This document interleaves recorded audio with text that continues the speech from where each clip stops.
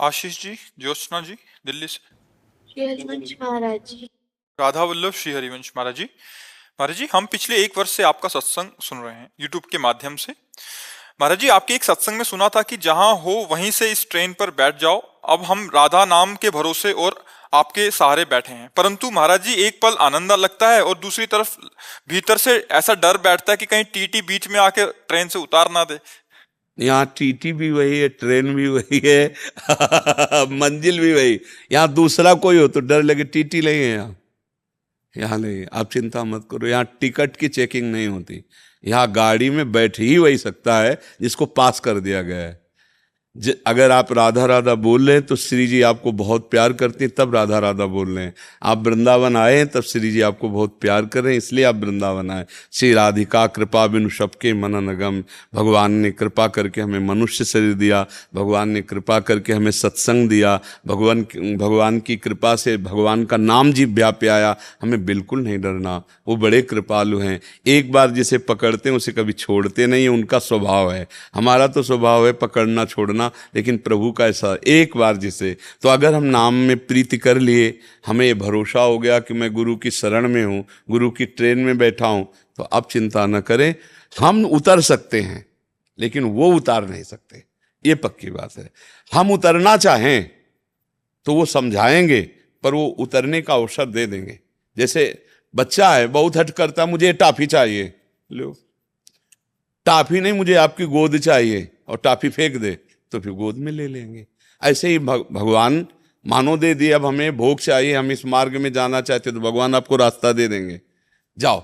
अगर नहीं जाना चाहते तो आपको अपना रास्ता दे देंगे। भगवान बड़े कृपालु, जो इच्छा करियो मन माही, हरि प्रसाद कछु दुर्लभ नाही। भगवान अंदर से कहेंगे गलत मार्ग है, लेकिन आप जाना चाहते हो तो वही बता देंगे आपको कि ऐसे से ऐसे जाओ, क्योंकि उन्हीं का पूरा रचा हुआ बगीचा है। बुरा देखना चाहते हो कि अच्छा, दोनों में वही आपको बल देंगे और आपको बुद्धि देंगे, क्योंकि दोनों उन्हीं के मार्ग हैं, और दोनों का परिणाम भी वो बता देंगे कि बुरे का परिणाम ये है, अच्छे का परिणाम ये है। तो आप ये तो डरो मती कि चेकिंग हो जाएगी, उतार दी जाओगे। ले महाराज जी, अगर अगर उदंडता होती है तो आप ही कहते हैं कि वो तो बड़े कृपालु हैं, बट उनकी शक्तियां इतनी वो हैं, हाँ, तो भले वो स्टेशन पे उतार देंगे कि ये ट्रेन निकली, पहुंचना तो लक्ष्य पे है ही है, जैसे आपने बोला एक बार। इसमें क्या होता है, अगर उद्दंडता भी होगा तो शासन भी ट्रेन में ही बैठा के होगा। थप्पड़िया ट्रेने में दे जाओगे, उतारा ले जाएगा ऐसे। हाँ, उसी में आपको ज्ञान उपदेश होगा, उसी में आपका हृदय जलेगा, उसी में आपकी परेशानी होगी, लेकिन आपको महसूस होगा कि हम पर बहुत गुरु कृपा है।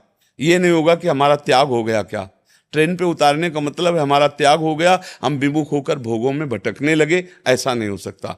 अगर आपसे गलती हो रही, आप उद्दंडता कर रहे हो, तो वहीं आपको दंड मिलेगा, वहीं आपको उपदेश मिलेगा, वहीं आपको संभाला जाएगा। पर भगवान के मार्ग में एक बार कदम रखने वाला, नामे भक्ता प्रणश्यति, उसका पतन नहीं हो सकता, उसका नाश नहीं हो सकता। जी तभी आप कहते हैं कि बैठना आ जाए, बस ये जो सत्संग हो रहा है कि बैठना आ जाए, बस बस हम भरोसा। जैसे हम आज एक पद गा रहे थे, हमारे माई श्यामा जू को अभिमान, गा रहे थे ना, पीछे गाया करते हमारे माई श्यामा जू को राज। आज एक नया पद मिला था, हमारे माई श्यामा जू को अभिमान, अली माधुरी जी का है कि मैं श्यामा जू के अभिमान से रहता हूँ कि हमारी स्वामिनी, हमारे प्रिया प्रीतम इतने महिमाशाली हैं। यद्यपि मैं नीच हूँ, अधम पे बहुत बड़े का हूँ, इसलिए माया हम पर विजय नहीं प्राप्त कर, हम माया पर विजय प्राप्त करेंगे श्यामाजू के नाम पर, श्यामाजू के कृपा बल पर।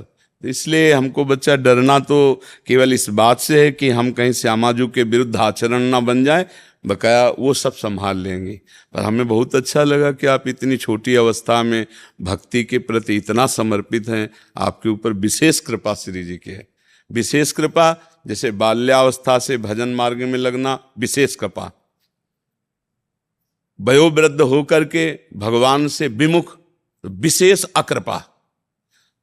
वृद्ध हो, मरने जा रहे हो, अब भी तुम्हें भगवान का नाम, विशेष अकृपा मतलब विशेष अकृपा, दुर्भाग्य।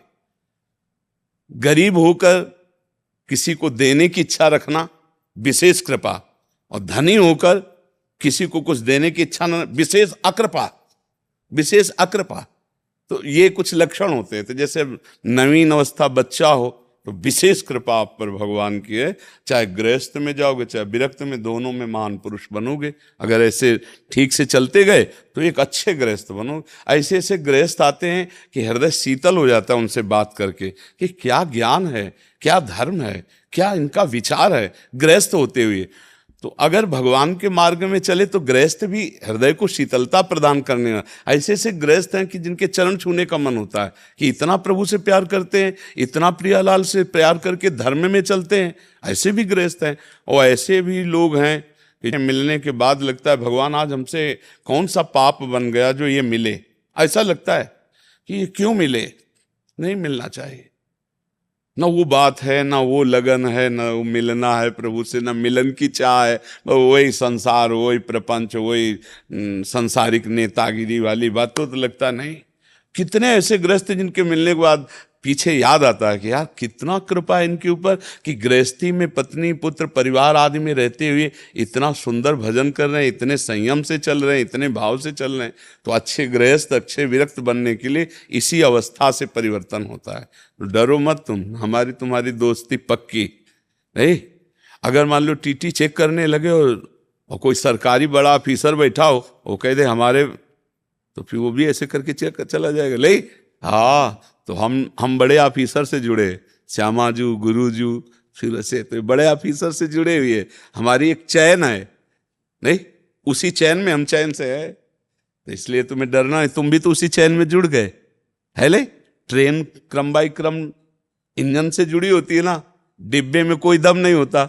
इंजन के दम से डिब्बे में इंजन से भी ज्यादा लोग बैठे होते हैं, और जहां इंजन जाता है वहीं डिब्बा भी पहुंच जाता है। तो हम सब श्री जी की कृपा से श्री जी को प्राप्त होंगे, तभी तो ये अवसर दिया है श्री जी ने। हमें बहुत अच्छा लगा कि तुम इतने छोटे बच्चे होकर भक्ति विषयक, धर्म विषयक ऐसी अभिलाषा रखते हो। भगवान कृपा करें, आगे बुद्धि शुद्ध रहे, क्योंकि ये अवस्था तो अभी बड़ी कोमल अवस्था है। आगे एक भूत अवस्था आती है, जवाली जो है ना, ये भूत अवस्था है, उद्दंडता वाली। अगर इसमें संभल गया तब तो फिर महापुरुष बन जाता है जी।